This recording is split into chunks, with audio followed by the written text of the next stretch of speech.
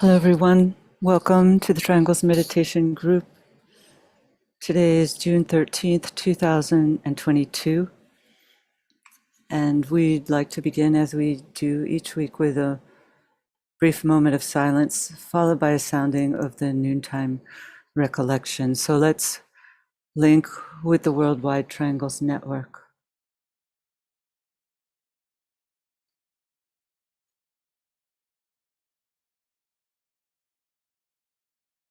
We know, O Lord of life and love, about the need. Touch our hearts anew with love, that we too may love and give.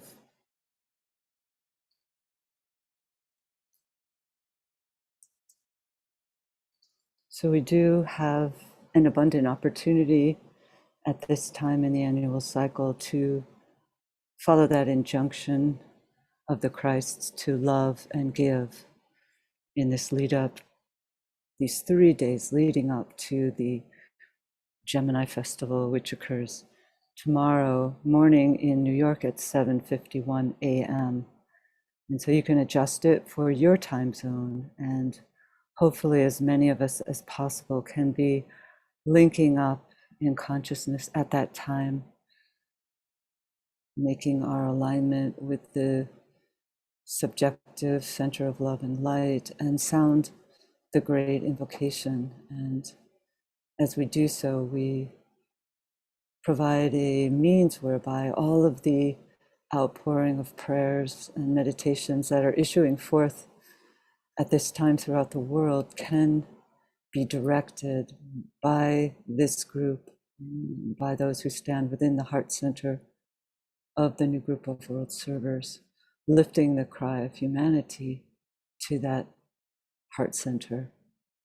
And then through the Christ himself, the energies are lifted to Shambhala, and a great influx of light, love, and the will to good can pour throughout the etheric network and into all open hearts and minds. So it's like a great opportunity for us as Triangles workers to come together and participate in that vast meditative alignment, which we know is going on at all times within our planet. But there's a particularly powerful influx of love and light during this culminating festival of the higher interlude period.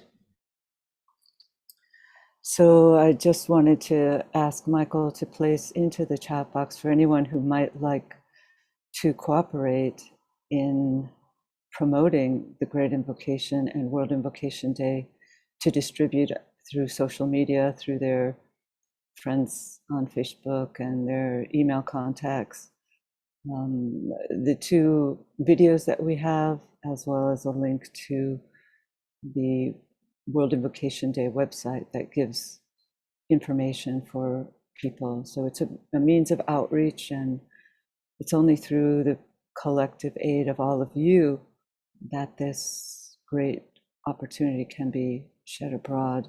So we appreciate your cooperating with us. And then after our meditation today, we will have a group of us, a group who will be sharing a few thoughts on the Great Invocation, what it means to them, how they use it perhaps, and on World Invocation Day. And so we'll have in that group Maya Costley, Michael Galloway, Eduardo Gramalia, Clarence Harvey, Christina Cosmodaki, Michelle Pineda, and Emmanuel Sacafeo. So we really look forward to a sharing of ideas. And after that, we're going to open it up to those of you who would like to preferably share audibly any of your thoughts on the Great Invocation, as we did about a month ago, but we wanted to revisit it as this preparation for World Invocation Day. So we look forward to hearing from all of you. And I believe that's all of the announcements. We also now will work with our visualization. Let's visualize the planet as a sphere of lighted energy.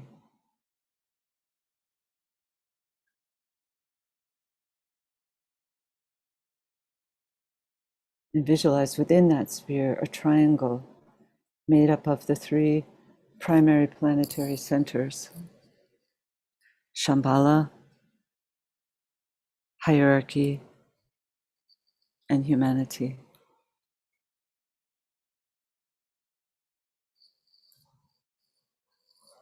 Visualize these energies as three spheres moving around the triangle in all directions and filling it with light.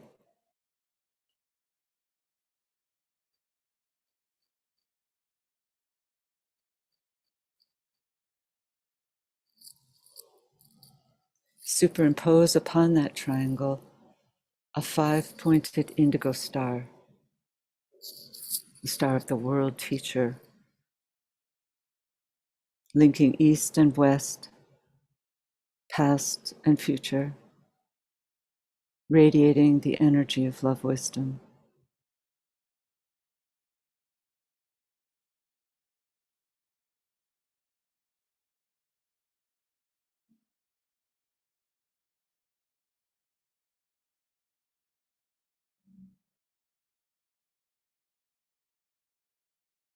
At each point of the star stands an outpost of his consciousness, the five planetary centers.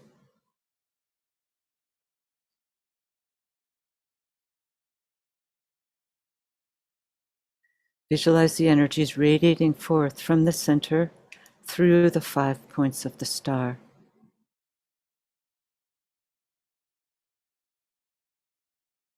London, Darjeeling, New York, Geneva, Tokyo.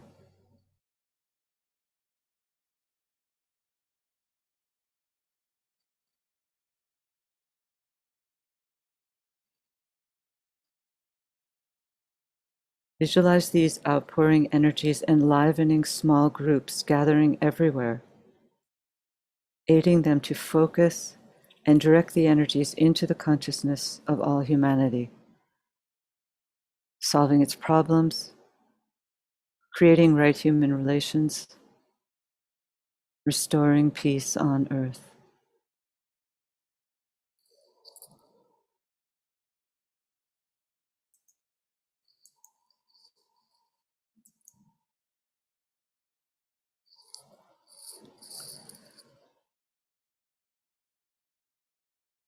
Project a rainbow bridge towards the hierarchy and sound the mantra. Radiance, we are in power. We stand forever with our hands stretched out, linking the heavens and the earth, the inner world of meaning and the subtle world of glamour. We reach into the light and bring it down to meet the need. We reach into the silent place and bring from thence the gift of understanding. Thus with the light we work and turn the darkness into day.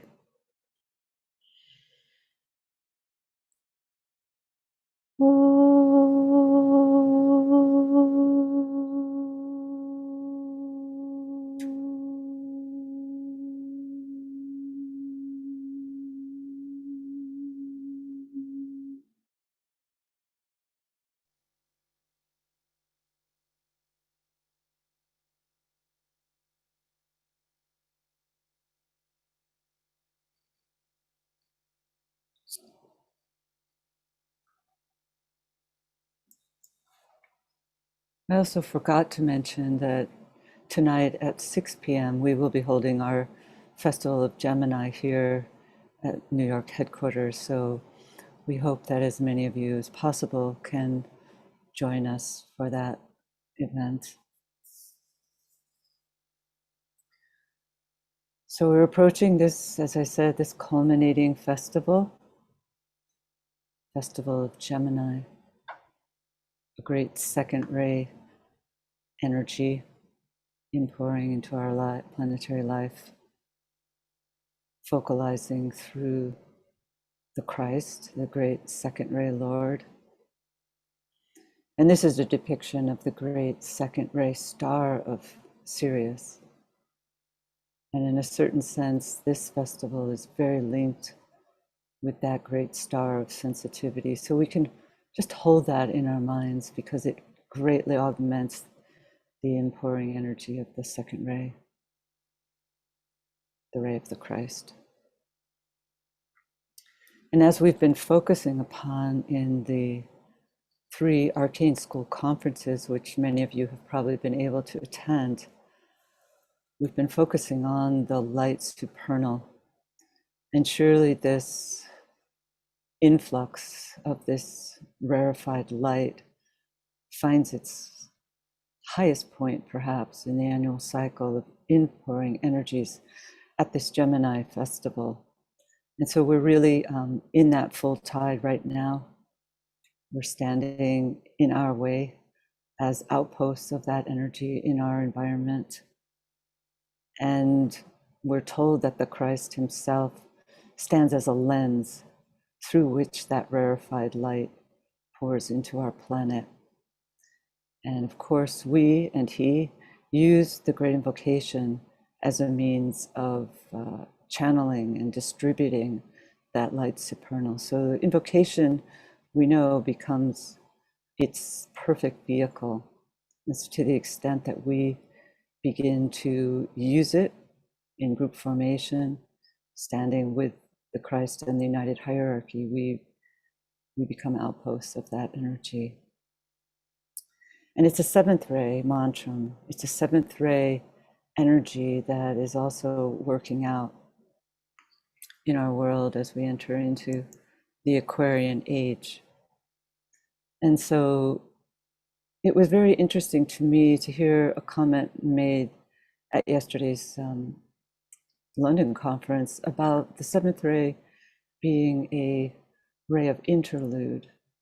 And that really struck a chord with me, an understanding of the bridging nature of this entire Aquarian age and the bridging nature of this Aquarian 7th ray, 2nd ray Christ that is preparing to reappear before humanity. Such a bridging energy is so needed in our world, bridging between all the many divides. And this festival we know is also called the Festival of Unification. So we can focus on that 7th ray energy and what it means for our planet as we work in preparation for this exact time of the full moon. And in recognition of that, we know that the invocation itself is a superlative means of bringing about a unification of the 3 planetary centers. That's perhaps its primary focus. For the first time in planetary history, we're told that these 3 centers are beginning to come into a 3-way interconnectedness and alignment, which is bringing the energy of Shambhala right down into humanity, and humanity and the actions that we take are being lifted up into and having an impact on that highest center. So at this time of the festival of humanity, the festival of the living Christ, we know that we are stimulated, we as a kingdom, the 3rd point in the triangle, are stimulated to help cement, we might say, that interrelationship through our use of the Great Invocation. So I just wanted to paraphrase a brief passage from the teachings, which is called the direction of ray 7, because I think it gives us a really powerful insight into the potency of the seventh ray. And the Tibetan paints a scene from an ancient archival teaching of a man sitting under a teetering arch between two rooms. And he's facing towards the room that's full of movement, activity, chaos without any form, a room of work, but work that has no true objective. And then this man has his back to another room, a room which is one of life, light, and power, a room of stillness, which has purpose, beauty, which is space. And his back was towards this room, and he knew it not. And this man had been sitting under this arch for ages, trying to figure out how to rearrange the chaos of the room that he was facing so that its beauty might shine forth, that harmony would appear, but he had no success. Then, as that man sat there, he sensed something above his head and behind his back. And then within the room of ordered beauty, a magnet vast began to oscillate. The magnet turned him round until he faced the other room, which had been unseen before. And then the passage goes, then through the center of his heart, the magnet poured its force attractive. The magnet poured its force repulsive. It reduced the chaos until its forms no longer could be seen. Some aspects of a beauty unrevealed before emerged, and from the room a light shone forth, and by its powers and life, forced the magician to move forward into light and leave the arch of peril. And in a way, this passage said to me that the beauty of our world is here, hiding perhaps, but for those who have eyes to see, it's beginning to be revealed. And the great invocation and the magnetization which the Christ can bring through distributing the light supernal into our world can begin for all humanity to reveal the underlying beauty and synthesis and to reestablish an order in our world. So I just wanted to close with a very interesting, I guess we would call it a prayer, that Alice Bailey received in June 1949, and it was reprinted in an issue of The Beacon many years ago. It's a very powerful prayer, and Michael will share it in the chat for those of you who might want to use it, particularly at this June full moon. It's called Thoughts on the Reappearance of the Christ, and its other title is I Stand and Wait. I stand and wait, the one who loves all men and things. I stand and wait with mind upon the will of God and heart wrapped up in love of all mankind. Around me also wait the many sons of men who, eon after eon, have found the hard and thorny way which leads into the presence of the one who ever holds the light. They know the hour has come, but wait the rising call which day by day is gathering force out of humanity's distress, men's need and agony. Attentive also to another rising call, the center where the will of God is known, also waits a summons from the Christ and his united servers, the forces of the light. The planet stands arrayed, watching and waiting for the crisis point of men. The hour has struck. Each year, at my full moon, A note sounds forth and rings around the earth, meeting response from those who know me well, the one they serve in self-forgetfulness, with confidence and with surety in the plan. To them goes forth the message from myself, not from a master, but from the one who in wisdom and in love presides over the plans of hierarchy and the work of those who love their fellow man. I say, keep close in touch with me and with the master who surveys your life. With us are found the forces of the living light and love which you must use. Keep close to us, and day by day, draw on that strength and knowledge which we have and which is also yours. Let not disturb the acquiescent calm which keeps you close in touch, which brings you light and understanding, and keeps you steadfast on the way. We know that you are there, serving and struggling, learning how to work and dealing with the plans which will prepare my way. Knowledge will come of how to work and where to find the men whose hallmark of divinity is clearly seen in the way they love their fellow men.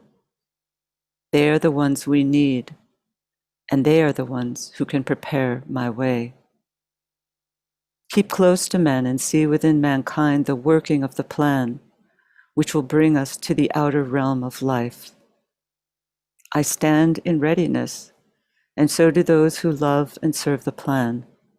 They stand with me in ordered ranks, waiting the call to come. Say to mankind, the time is ripe, the hour is come, the Christ is on his way. Nearer he comes, and those who walk that way with him have lived and suffered and have left behind that which you now endure. But we have not left the sons of men behind.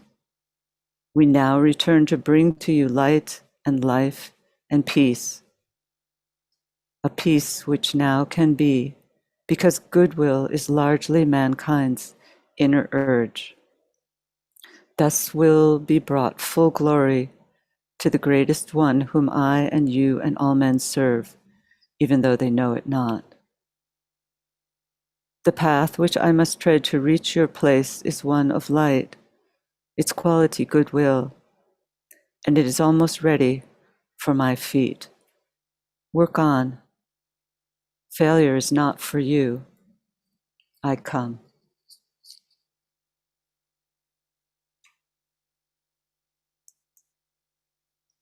So let's now work in our meditation.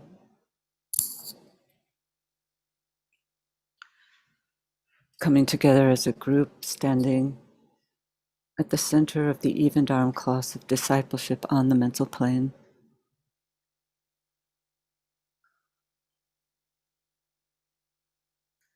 Linking in thought as a soul, as point of love and light.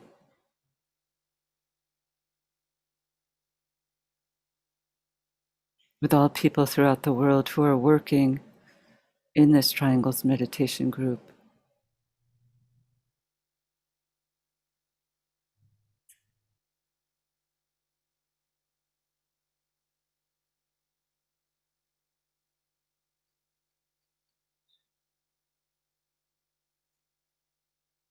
And we project a bridge of light towards the highest center and sound the affirmation of the will.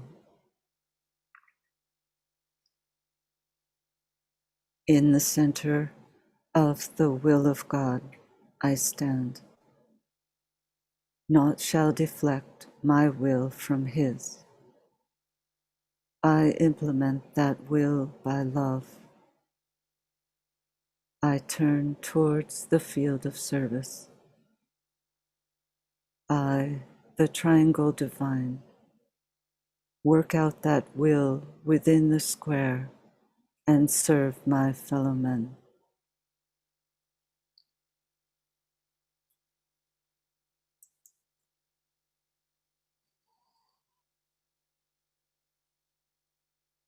Using the creative imagination, link with two other points of light to create a triangle of light.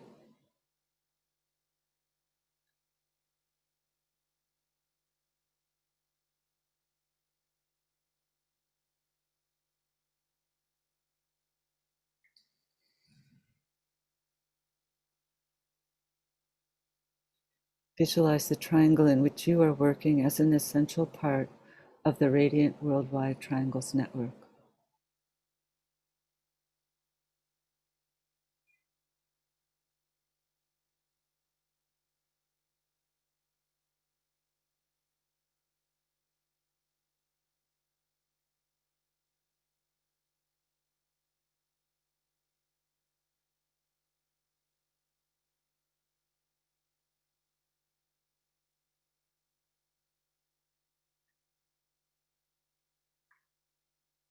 Hold the consciousness immersed within the light of the group soul, the heart of love which underlies and infuses the network.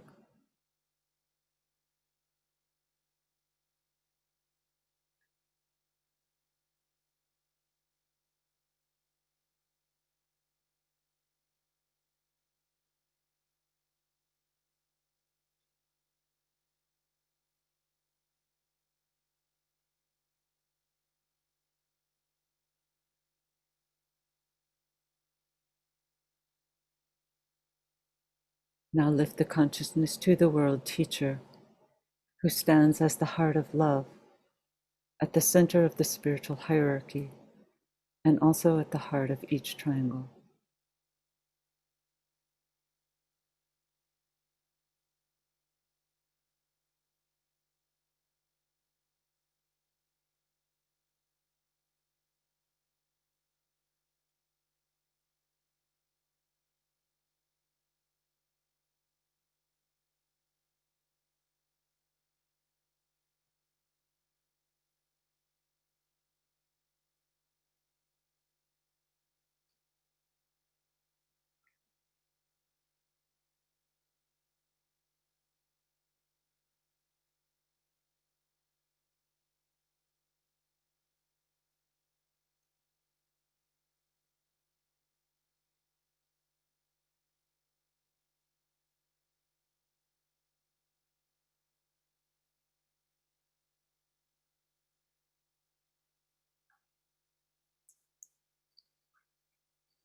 Visualize the energies of love, light, and goodwill circulating in and around the triangle's network.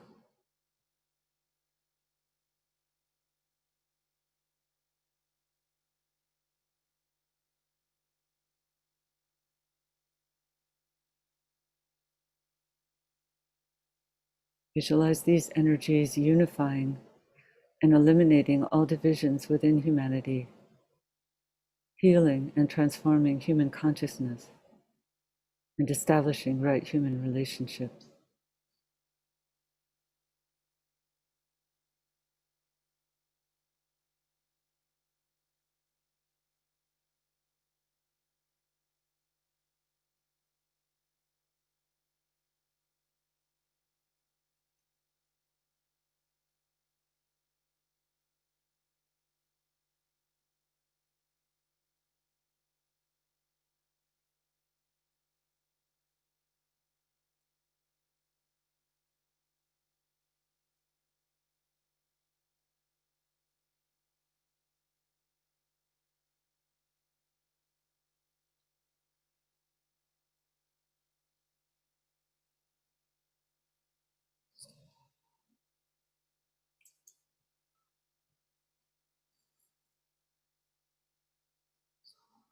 Link again with the spiritual hierarchy as we sound the mantra of unification.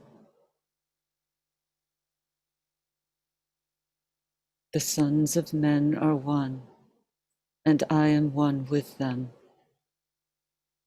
I seek to love, not hate. I seek to serve and not exact due service.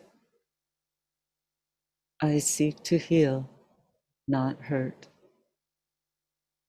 Let pain bring due reward of light and love.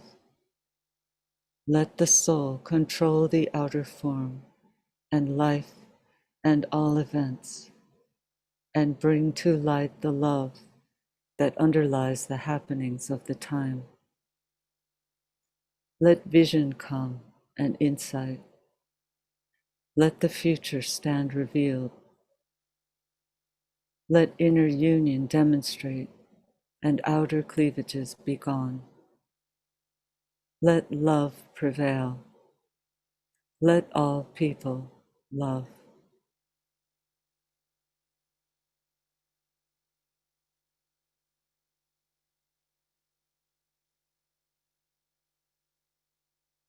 Visualize the whole planet alight with triangles and see new triangles being formed everywhere.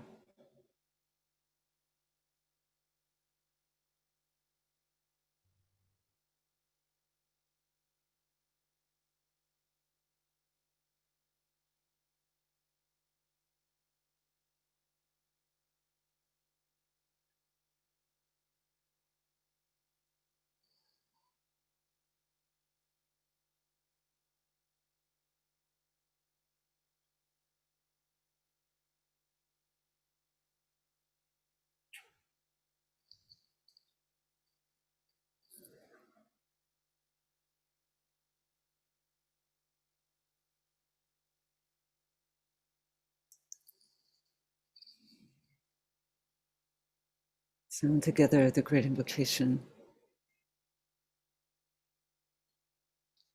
From the point of light within the mind of God, let light stream forth into human minds. Let light descend on earth. From the point of love within the heart of God, let love stream forth into human hearts. May the coming one return to earth. From the center where the will of God is known, let purpose guide all little human wills, the purpose which the masters know and serve. From the center which we call the human race, let the plan of love and light work out, and may it seal the door where evil dwells. Let light and love and power restore the plan on earth.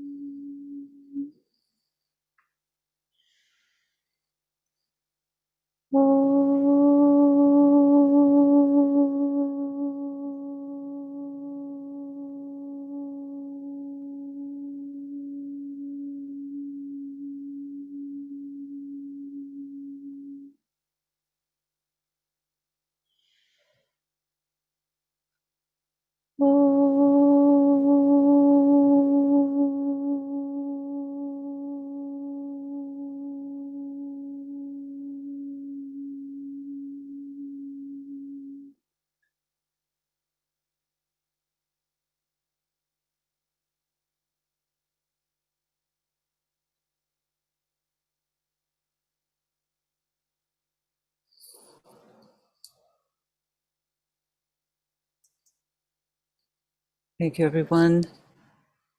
And so now I could ask the co-hosts to unmute their microphones, and we'll begin our sharing with Emmanuel.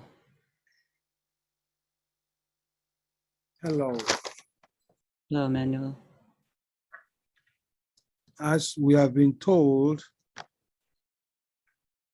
there's a great connection between the Great Invocation and the seventh ray. In June of 1945, the Great Invocation was given to humanity. It is 77 years today. 70 years and 7 years and multiples of 7 years come under the jurisdiction of the seventh ray. One way among many to appreciate the potency and the timeliness of the great invocation is through the lens of the qualities of the seventh ray Lord. Talking about this ray Lord, the Tibetan has said that this ray Lord will inaugurate group relationship, group interaction, leadership by group. And he says in Esoteric Psychology, Volume 2, that this is the major task today of the seventh ray disciple. It is a group activity that he or she is involved in. He says the disciple during the seventh ray Lord reign must speak those words of power which are a group word and embody the group aspiration in an organized movement. This is a movement. 77 years ago, some disciples started using the Great Invocation. Now its use is worldwide. He said it to be noted that is distinct from organizations. So a striking instance of the use of such a word of power being enunciated by a group has lately been given in the Great Invocation, which has been used with marked effect. It should continue to be used, for it is the inaugurating mantra of the incoming seventh ray. He goes on to say, this is the first time such a mantra has been brought to the attention of humanity.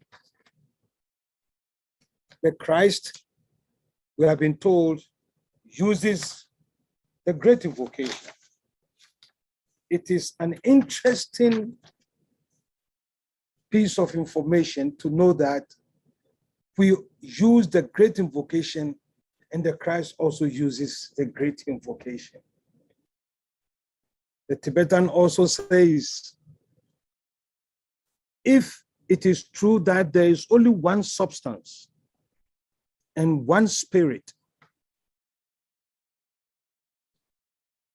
if it is true that matter is spirit at the lowest point of its cyclic activity, and spirit is matter at its highest, then the ray of ceremonial order or ritual is but an expression of its polar opposite, the first ray of will and power.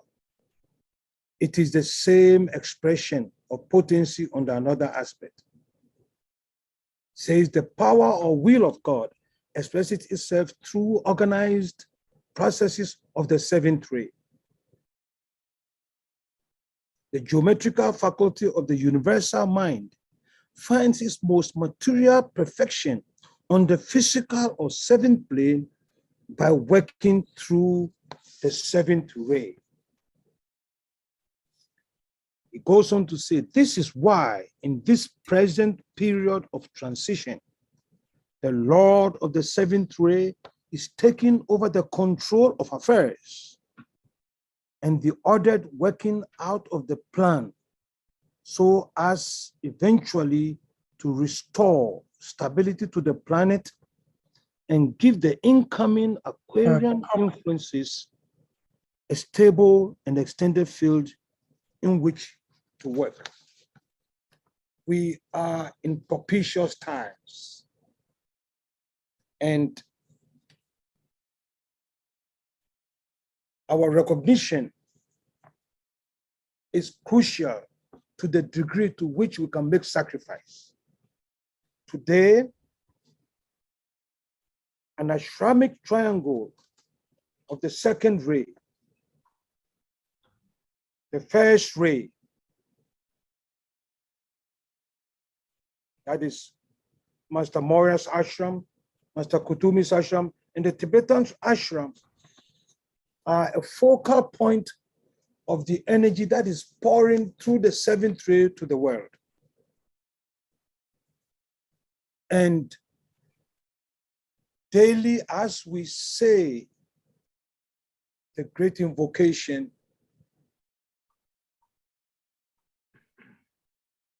we should make every effort to realize the degree to which we are actually practicing magical work. And this magical work is to approximate conditions in the threefold world to the patterns of things above, so that as above, so below, and thy will be done on earth as it is in heaven. And what makes all this possible is the great invocation, the inaugurating mantra of the seventh ray. Thank you. Thank you. Thank you, Kathy, for a wonderful introduction, and thank you, Manuel, for your words too. So many ideas come to my mind as I think about this powerful ancient mantra, the great invocation. And I find it particularly interesting that what we have received as a great invocation is the closest possible translation into modern language of an age-old invocation, consisting, as we are told, in 7 ancient word forms, the origin of which exceeds our understanding. Isn't it fascinating? Mm. Behind the great invocation lies the power and strength of millennia and of the whole hierarchy. Mm. Now, we have learned to use it at the close of our meditation work as a powerful, and I would dare say scientific method of distribution of the generated energy. Through the great invocation, the thought forms created during the meditation are charged with magnetic power, so to say. And I was thinking that throughout history, great mantras have had that closing function. And I thought of an analogy, just as a musical closing section or coda, so-called, affirms, stabilizes and confirms all thought forms and ideas worked with, thus affirming a tonal center, as if saying that from that center we have never moved. And one example I can think of now is the word shanti, or peace in Sanskrit, repeated 3 times and followed by Om, as we find at the end of the Upanishads. But there's so much more to it that is revealed when we begin to wonder what we are taking part of as we use the great invocation with true intent. In the midst of a deep human crisis, and deep indeed, we may feel tempted to disregard the yet invisible, though undeniable, effect of the invocative power. I think it is important that we realize that many things happen on higher levels which we may not be aware of. And the very preparation for the externalization of the hierarchy is a powerful thought, even sometimes overwhelming to our minds, but indeed our first and greatest duty as disciples in training. But we may also wonder what kind of lives a truly massed intent could reach, using the great invocation as a voiced demand and a firm belief, as we are told. I think you remember, Kathy, the Tibetans even speaks about great beings who dwell in realms far removed from our planetary life.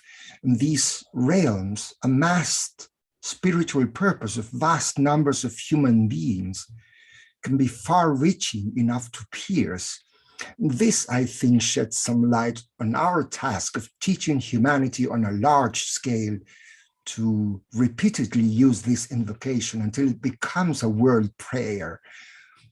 By using it as many times a day as we can with mental intensity and, I would say, fiery purpose, we help create a clear-cut thought form which will eventually make the masses adopt it as a prayer. And, well, this invocation serves to anchor energies in the human kingdom. And as you said, it helps bring the kingdom of God to earth because, as Kathy and Emmanuel said, the great invocation has the energy of the seventh ray, that ray of ritual and magic, which has a strong impact on this physical plane. And we should not forget that this task goes hand in hand with supporting the work of triangles, as we know. Thank you. Thank you. Hi, Kathy, it's Michelle. Hi, Michelle. Hi. Those were great words by Emmanuel and Eduardo. My thoughts on the Great Invocation is, as I see it as the grace of God, a gift from the Christ. Because as I understand, as for the first time in human history, that there has been a formula that's been made aware to humanity that accelerates the evolution of humanity into the new age, which is the Aquarian age, and also as it relates to the seventh ray, which is the implementation of the divinity with, on the etheric plane, which is the seventh plane. So when I think of the Great Invocation and the three powerful words of light, love, and power, I think of the three fires that are spoken of. And actually the book, the treatise on cosmic fire, is all about those three fires. So I think of the fire of friction, which expresses light in the mantram, the solar fire, which expresses love in the mantram, and then electric fire, which relates to power within that mantram. And just to share some imagery that I've been having over the last 3 months or so, relates to how these fires, or how light, love, and power have been moving through the various planes of humanity, actually the three planes of humanity, which are the mental, the astral, and the physical, and how these fires are, in many respects, burning the dross, the illusions, the glamours of this material world, and starting to show the light and love of the Christ, and is preparatory for his coming. So in this imagery that I had, just in summary, you have a circle, and in the circle there's a point of light, which expresses the will aspect. And as you move through the circle, you can see that will just penetrating the various planes of nature. And up until a certain point, you see that will working out. However, there comes a point where a barrier is hit, and that will aspect, or that fire aspect, as I see as the fire by friction, is unable to penetrate that astral barrier. And it's at that point where the solar fire comes in and is able to burn the dross that is that barrier. And it was interesting that it was during the time of the Wesak festival of the Buddha that that fire was able to penetrate that barrier and actually dissolve those forces there. And then the imagery continues on, where you see the solar fire doing its work. And then it hits another barrier, the solar fire, which is crystallized form. And at that point, the solar fire is unable to penetrate that particular barrier, and that's when the electric fire is brought into being and shatters that particular barrier with one bolt of lightning. So you have the will aspect that is working out with the shedding of these particular glamours. So I just wanted to share that imagery that I've been having and how that aligns with light, love, and power, the triangle working out in humanity. Thank you. You're Michelle. welcome.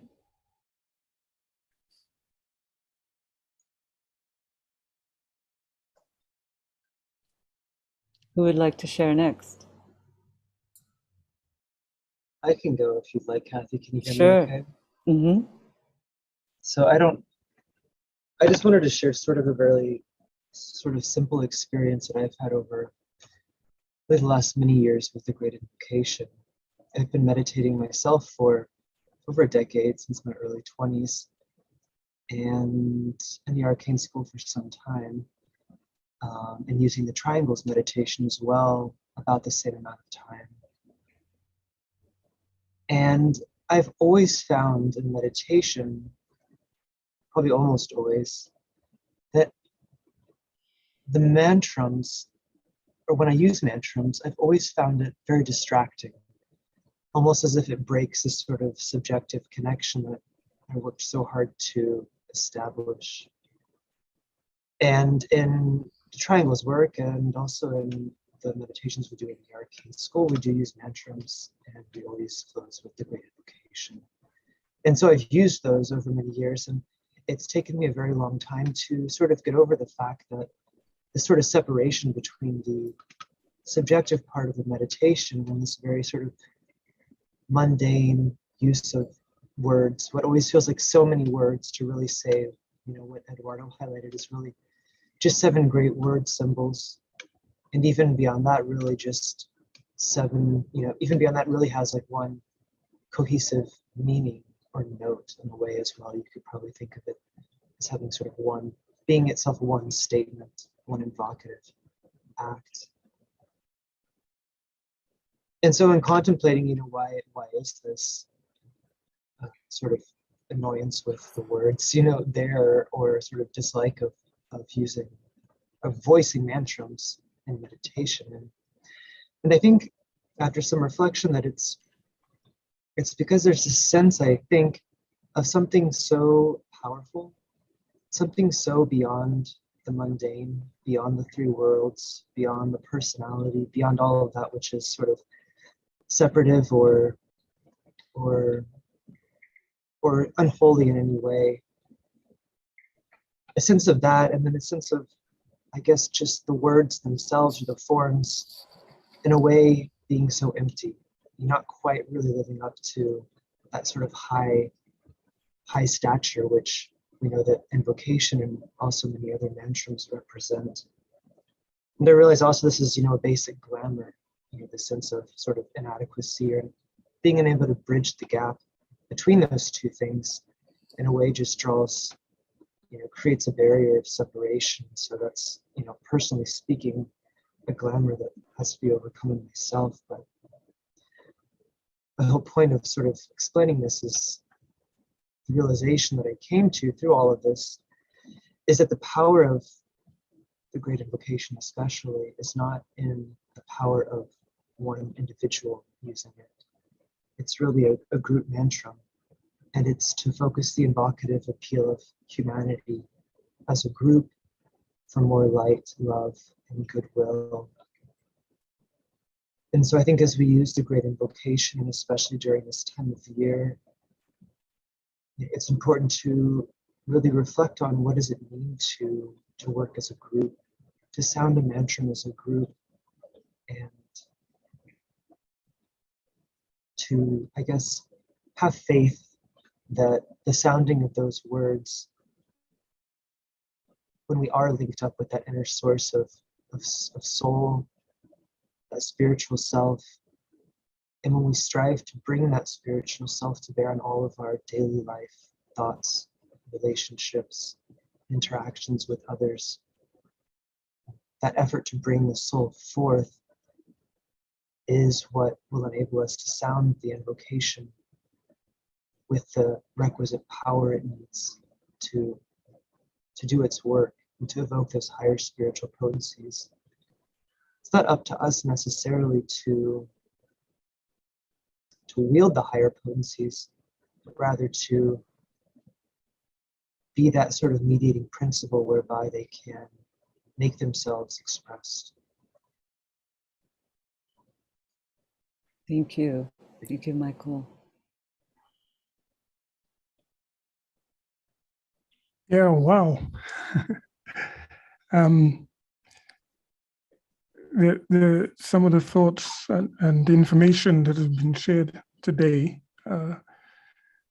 they really do impact on the quality of the vibration, I think, of on which we feel ourselves to be living.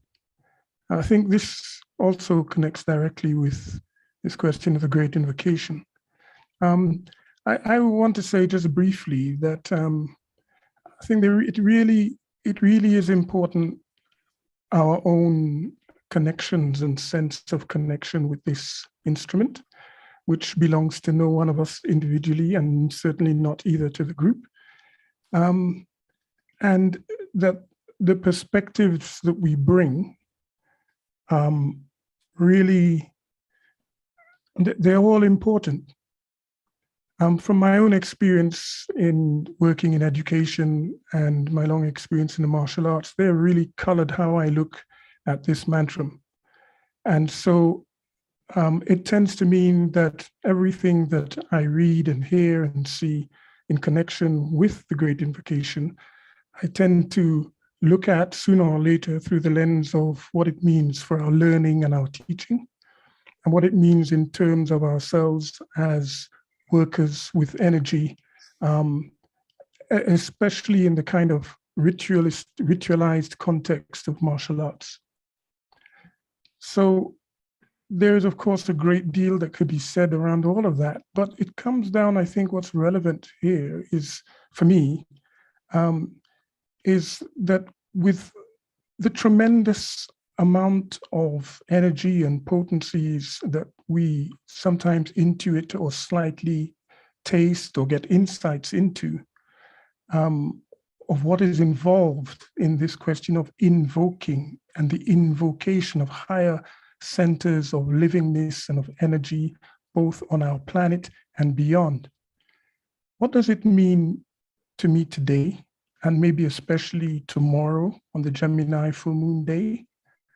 And how does all of these tremendous forces, experiences, possibilities, how do they land with me today?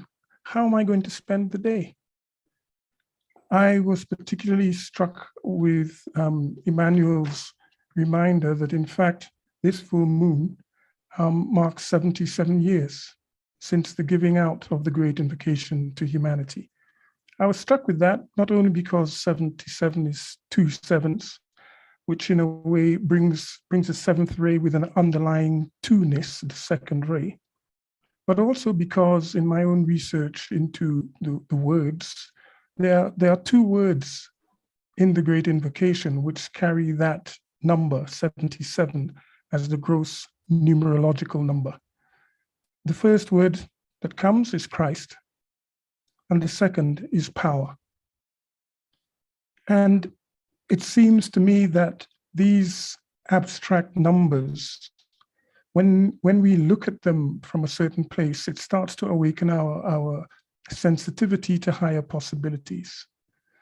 And the aligning of the planet tomorrow through humanity, as many of us as possible, sounding this invocation, it seemed as if the day was chosen, Gemini, full moon, brothers, 2 brothers, as an opportune time when the elder brothers, by the name by which sometimes the members of hierarchy are known, and us as a brotherhood of humanity, can actually align better, more closely, more fully with light and love and power being the energies that flow.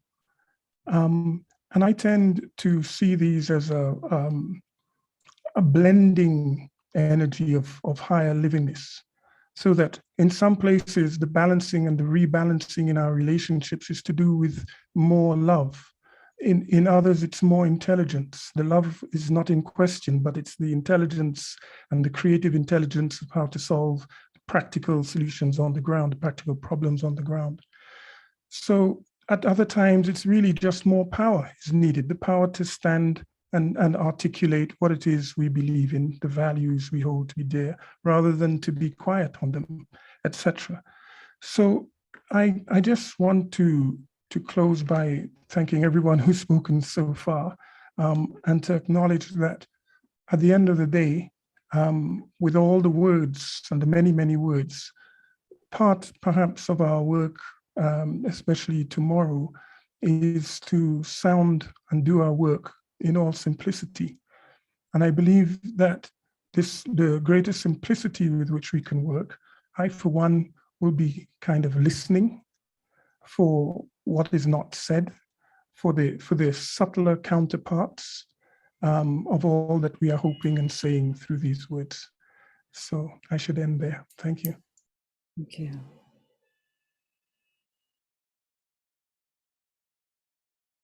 May I come in and Yes. add to this very beautiful aspects? My personal, should I say, experience, or you will see what I mean. Of course, I was struck particularly of this 77 years that Joseph said, and also that if the Great Invocation is observed since 1952, we have also exactly 70 years till now, 22. But the point that really bothered me, so to say, is everywhere stands in June 1945, June 1952, June 1936, in these 9 years was the decision of the Christ, the point of decision to reappear and to have his visible presence on earth. And at the end is June. What is June? Why June? Why it is given in the month of June? And of course, it takes into consideration all the 3 spiritual festivals, and it looks to me as if it is a celestial ritual taking place. As Eduardo said, many things happen on higher levels. And I came to, in an old book written 600 AD, which is supposed to epitomize or summarize very ancient wisdom. It comes from Johannes Lidus, and is called On the Months. It's written in Latin and Greek, De Mensibus. And there one can see, or I could see, the names, and behind the names of the months, how they unfold, how the plan is unfolded, so to say. And it looks like this to me. It starts like the spiritual year with Aries. The month is called March, and it is like forward march. It gives a signal, a wake-up signal, like a military trumpet, awakening, inaugurating a time of spring. And then we come slowly to April, which is from abrire, open, and is governed by Venus, according to Johannes Lidus, which we relate, of course, with the mind and the alter ego of our Earth. And then comes May, which supposed to have taken the name, its name from Mea, the mother of Mercury, Hermes, with the father of gods, with Zeus. It's the offspring of Zeus. But Mea, connected with May in Greek and in other language, I think, is also the midwife, the one that brings from the other side to our side, let's say, to the physical plane. And May is connected, as I have mentioned also in another talk, gives its name to Majoris, meaning the majors, meaning the elder brothers. And we can also see that it's not only our hierarchy, but can be also the more exalted beings that are connected also with extraterrestrial powers, because at the Wesak, we are talking about the spirit of peace, of synthesis, standing behind the Christ, meaning that it comes from very uplifted levels. And then we have June as the month, coming from Juno, which is the Latin name for Hera, the wife of Zeus, meaning the queen of the gods, or something like this. And it's connected also with the Junioris, meaning juniors. Up to now, it is like static pictures. But if one can see it in motion, unfolding, then we can, in time lapse, let's say, then one can see how, with the sound of the march of the trumpet, gives an injunction to open, for an opening. Might it be consciousness, might be mind or something, for the elder to open a direct channel from very far above to the juniors, to the juniores, to the sons of man. And this was for me very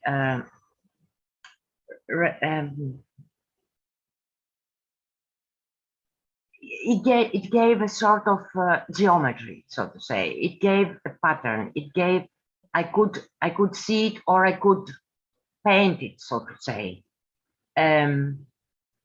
So the Great Invocation is also connected with this, because it connects the three first stanzas, can be connected with the three solar systems, how with the Great Bear, Sirius, and the Pleiades. And also to mention that Mea is one of the 7 sisters of May. So everything is connected, and because it is a solar event, even an extraterrestrial event, as I said,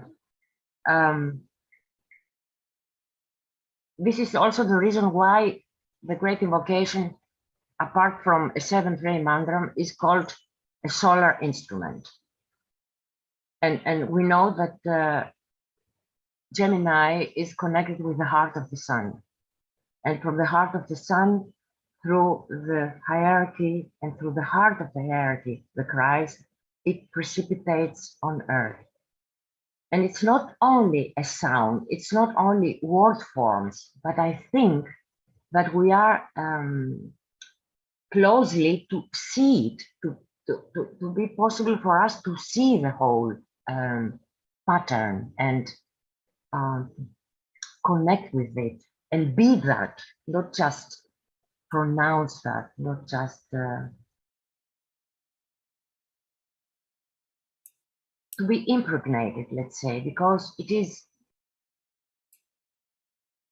something that can impress upon us in all its function and vibration and its usefulness to bring ahead the plan of God. Thank you, Christina.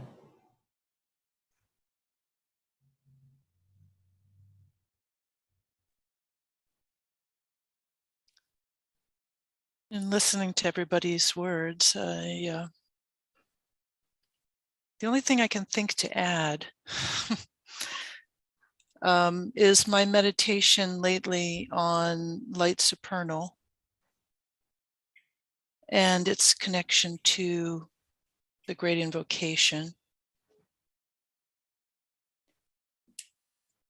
When I was trying to understand the word supernal, I came upon a quote by the Tibetan in Problems of Humanity, in which he described that the Lord of the world pours his supernal consciousness into the world. And it made me think about the role that humanity is being prepared to play, and how we are moving into the Aquarian age and being prepared to work in a group fashion. And that the light that we are being asked to work with is the light supernal, which is the light of the consciousness of the Lord of the world. And that we can't do it other than as a group, because light supernal is a synthetic light. It's like full spectrum light. When you think about fluorescent light, there's something called full spectrum, which includes all of the different vibrations of light along the full spectrum of light. And so what else but a group would be needed to focus that synthetic light?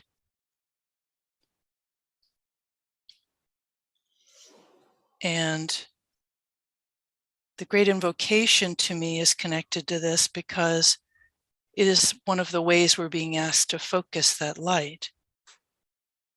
It's a scientific formula or mantra, but within its construction is represented all of the 7 rays, all of the different lights. And so we say it as a group. We say it as a way to focus light supernal into the world. We say it as a way to bridge light supernal from Shambhala through hierarchy, through the new group of world servers, and down into humanity.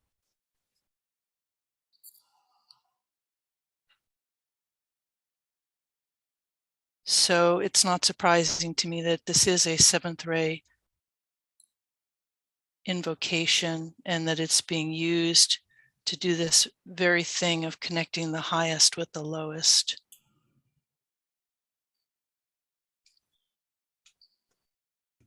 Thank you, Maya, and thank You know, all of you. If just one thought, Kathy, if you let Sure. me, please. Sure. Yeah, because well, we have connected the Great Invocation with the 7th ray, Yes. and it will necessarily lead us to recognize its magical power of precipitation, as many of us have said today. For instance, today I could not think of closing a meditation without this mantra. And I was remembering that we are told that an essential culmination of any magical work, of thoughtful form building, is when the creator projects this creation and thus releases the energy. And in this sense, I think that that power inherent in the Great Invocation can be seen in the fact that each of the stanzas refer to one or other of the three aspects of divine energy. Yeah. And humanity is revealed as the point where these energies meet. Yeah. And I think that holds a great secret of its magical inherent power. Yes, thank you. I'm sorry we've gone over time, but maybe we could still have a few minutes for anyone from the audience who's still able to be with us, who might want to raise their hand, a brave soul, following upon all these wonderful communications from our speakers. Would anyone like to share something?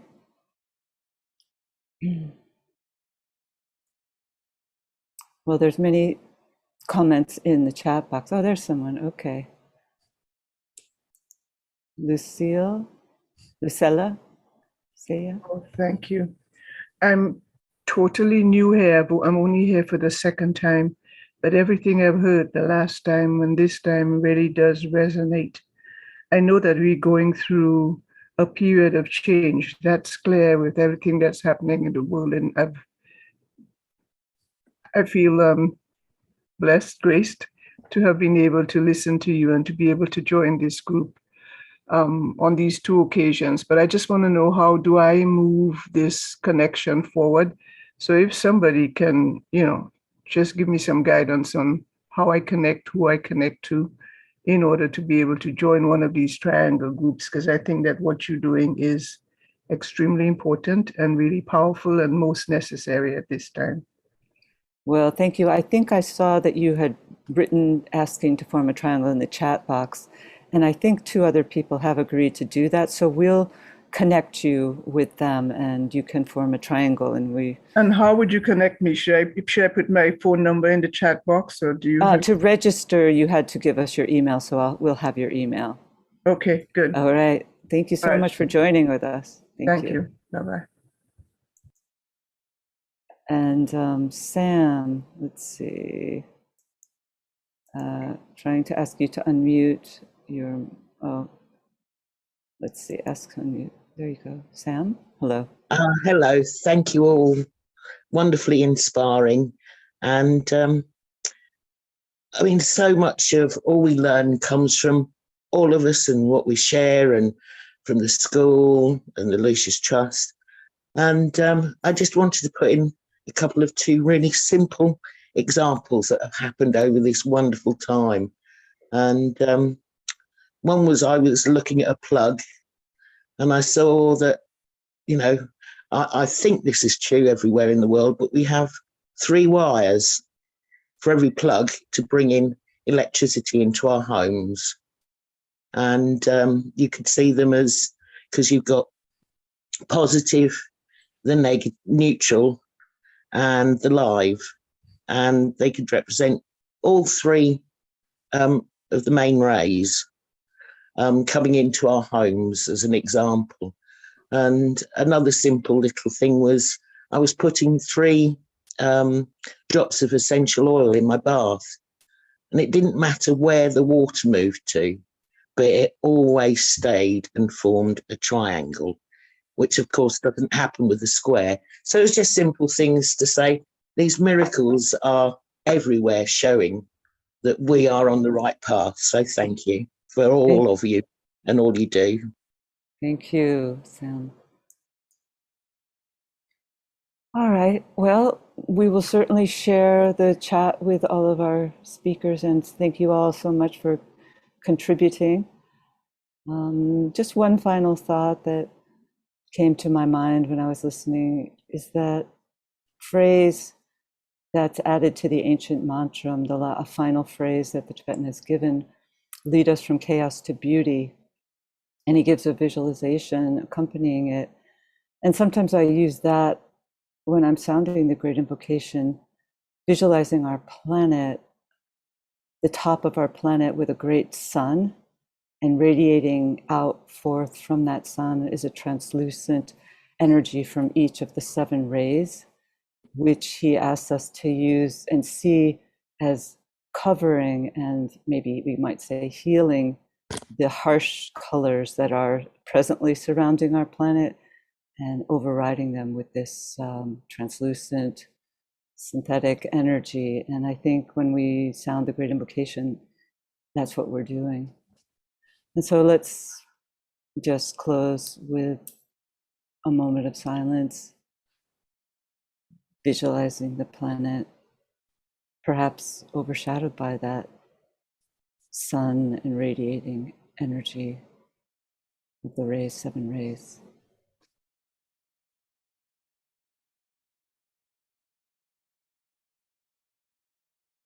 And we sound the Om.